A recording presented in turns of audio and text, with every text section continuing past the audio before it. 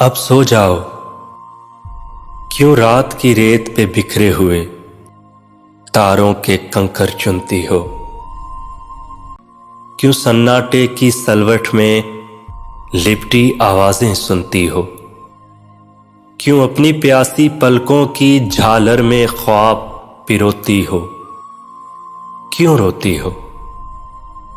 अब कौन तुम्हारी आंखों में सदियों की नींद उंडेलेगा।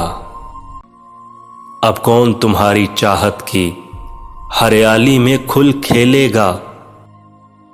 अब कौन तुम्हारी तन्हाई का अनदेखा दुख झेलेगा।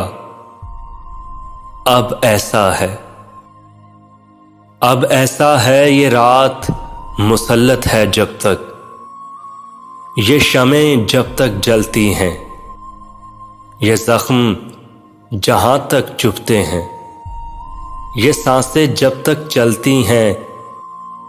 तुम अपनी सोच के जंगल में राह भटको और फिर खो जाओ। अब सो जाओ, अब सो जाओ।